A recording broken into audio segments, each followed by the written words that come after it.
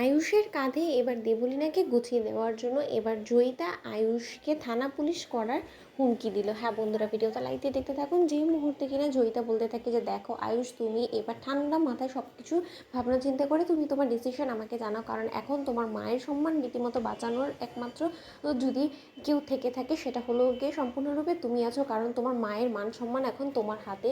তুমি যে ডিসিশন নেবে সেটার উপরে ভিত্তি করে আমাকে ডিসিশন নিতে হবে, কারণ দেখো তোমার কাছে এখন দুটো পথ খোলা আছে। হয় তুমি আমার বেবিকে বিয়ে করে এই বাড়ির বড় বউয়ের মর্যাদা দিবে, আর নয়তো বা আমি তোমাদের বাড়ির সব কটাকে স্পেশালি ইন্দ্রাণীর হাতে হাত করা পরিয়ে এখান থেকে সকলের সামনে রীতিমতো ওকে অপমান অসম্মান করে ওর হাতে হাত করা পরিয়ে ওকে হিড় করে এখান থেকে পুলিশ টেনে হিচড়ে ওকে হাজতে ভরে দিবে। এইরকম একটা অপশন আছে তোমার কাছে। এখন তুমি ঠিক করো যে তুমি কী করবে। তোমার মাকে হাজতে তুমি রাত কাটাতে দেবে, নাকি তুমি রীতিমতো আমার বেবিকে বিয়ে করে তুমি এবারের বউয়ের মর্যাদা দেবে। ঠিক সেই মুহূর্তে যখন কিনা আয়ুষ বলতে থাকে যে না সরি জয়িতা আন্টি, আমি আপনাকে একটা কথা বলছি, আমি মানছি যে ঈশান অনেক বড় একটা ভুল করে ফেলেছে এবং ওর এই ভুলের কোনো ক্ষমা হয় না, এবং আমরাও ঈশানের এই ভুলের কোনো ক্ষমা করছি না, কিন্তু তার শর্ত আপনি যেই সমস্ত শর্তটা দিচ্ছেন, আপনার কি মনে হয় যে জোর জবরদস্তি যদি আপনি আমার ঘাড়ে দেবলীনাকে গছিয়ে দেন তাহলে কি দেবলীনা আদৌ কোনোদিনও সুখী হতে পারবে? অ্যাটলিস্ট আমি কোনোদিনও দেবলীনাকে সুখী করতে পারবো না। এবং আফটার অল আমি ওকে সবসময় আমার ছোটো ভাইয়ের বউ হিসেবে দেখেছি, সেই মানুষটাকে আমি হঠাৎ করে আমার জীবনসঙ্গী হিসেবে কী করে গ্রহণ করে নেবো বলুন তো?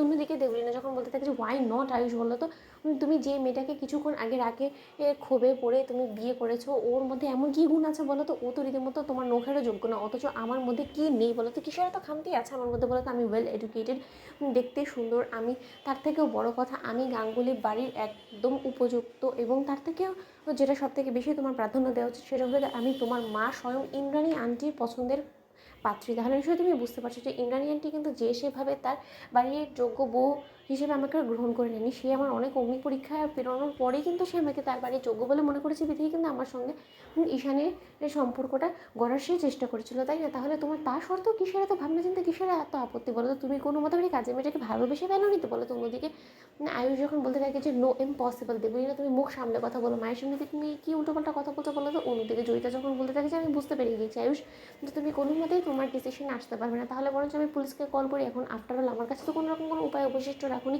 একটাই মাত্র উপায় আমার হাতে অবশিষ্ট আছে, সেটা হলো গিয়ে ইন্দ্রাণীর হাতে হাত করা পড়বে। শেষে কিনা ইন্দ্রাণী তোর ছেলেদের কর্মকাণ্ডের জন্য তোকে রীতিমতো জেল খাটতে হবে। ছি আমি সেটা কোনোদিনও ভাবিনি, কিন্তু কী করবো বলতো? আমার কাছে সব থেকে বেশি ফার্স্ট প্রায়োরিটি হলো গিয়ে আমার বেবির মান সম্মান, এবং যখন কিনা আমার বেবির মান সম্মান সব কিছু ধূলিসাৎ করেই দিয়েছে তোর গুণধর ছোটো ছেলে, তাহলে তার পরবর্তীতে তোকে তো জেল খাটতেই হবে এবং তোকে এর প্রায়শ্চিত্ত করতে হবে। অন্যদিকে ইন্দ্রাণী যখন বলতে থাকে যে জয়িতা আমি আমার 2 হাত তোর কাছে তুলে দিচ্ছি, তুই আমার হাতে হাত করা পরানোর ব্যবস্থা করতো। বন্ধুরা লাইক এবং শেয়ার করে সাবস্ক্রাইব করো।